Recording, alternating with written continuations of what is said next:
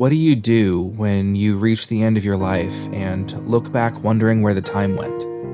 When you wake up one day and realize you're old and your time is short, even though you still feel youthful at heart? When you're wondering if you lived your life well and your heart has grown heavy by the fact that you're no longer as close to your lifelong spouse as you once were?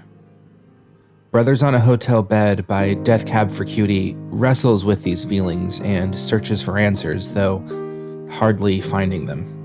It's sobering, but it's real. I spent a large part of my late teens and early 20s with Death Cab. Their music strikes such an emotional chord with me that to this day I can't sit and listen to their album Plans without being brought to tears. It just brings me back to a simpler, more innocent time and soothes with Ben Gibbard's vocals and poetic lyrics. It's funny, even though I regarded this song as my all-time favorite for several years, it took me until somewhat recently to truly understand this song and what it's all about. I think this demonstrates how the music and the melody can carry the message just as powerfully as lyrics can, since the music and how it made me feel is why I regarded it so highly.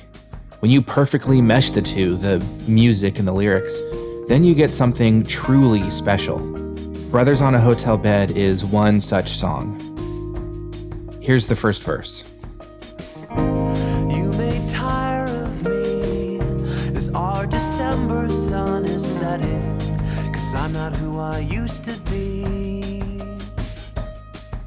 No longer easy on the eyes, but these wrinkles masterfully disguise the youthful boy below, who turned your way and saw something he was not looking for, both the beginning and an end. But now he lives inside someone he does not recognize when he catches his reflection on accident.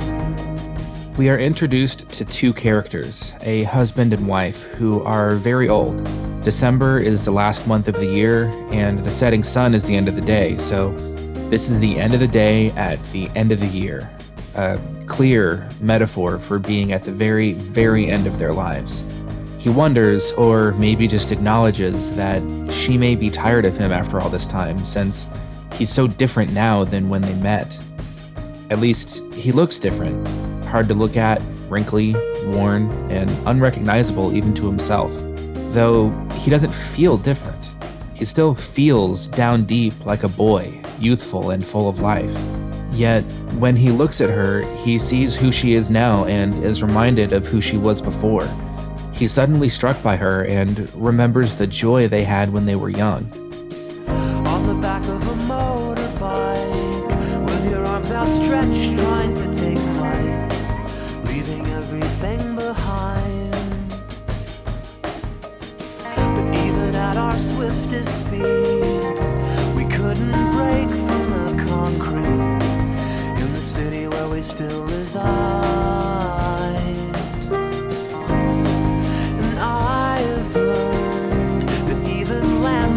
Lovers yearn for the sea like Navy men,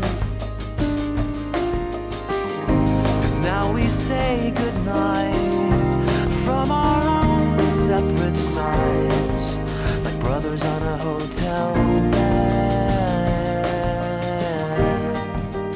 He remembers back to when they were young and dreamt of a grand and exciting life. They wanted to take flight and leave everything behind, to go on adventures and experience the world.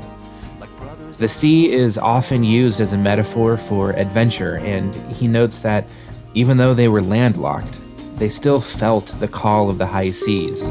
That is, the call for grand adventure. But despite their trying, they could never leave. They never could go on those adventures. They couldn't even get off the ground.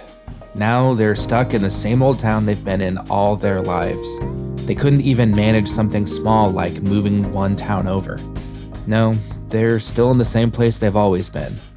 Life has passed them by.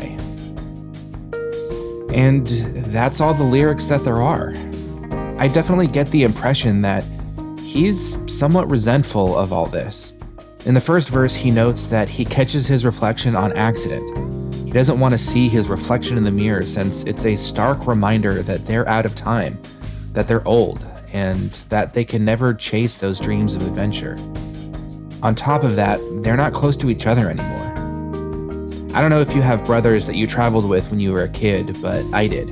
Whenever we had to stay in a hotel room, mom and dad got one bed and the rest of us had to fight over the other bed or just sleep in a sleeping bag on the floor. If I managed to get a spot on the bed, I had to share it with one of my brothers. But sleeping in the same bed with my brother was gross because So we made sure to be on the farthest part of the bed from each other as possible. One of us was almost falling off the right side and the other was almost falling off the left, while making absolutely sure to face away from each other at all times. Sometimes we'd even make a wall of sorts out of pillows between us, because we didn't want to accidentally touch each other sometime during the night. I know, kids are weird. So just imagine, two people on the same bed, but so far apart from each other that they're almost falling off. There's no closeness, there's no intimacy. They're on the same bed because it's what you do, but they're just sharing the bed physically, not emotionally. That's what he's picturing here.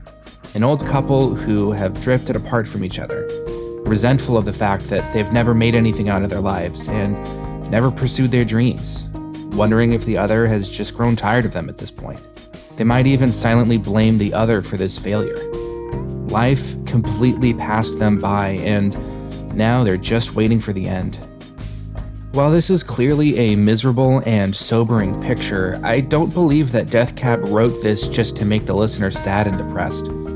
I think this is more of a cautionary tale, a picture of how you could end up, and a warning of where not to go. I think the message here is to not let life pass you by. Many of us feel a call of the high seas and adventure, but so few of us actually answer it. They say that at the end of your life, you end up regretting the things that you didn't do far more than the things that you did. The story of this song is a stark reminder of that. A buddy of mine recently told me something which has been racking my brain for the last few days. You know the term YOLO, right? It means you only live once. But this isn't really true. In actuality, you only die once. You live every single day. Every day I want to wake up telling myself to truly live. I don't want to end up at the end of my life looking back on all the things that I wanted to do and didn't. I don't want to wake up one day and notice how so very old I am and wonder where my life went. I don't want to be with someone for my entire life but not close to them. I don't want to be resentful of the opportunities that I squandered.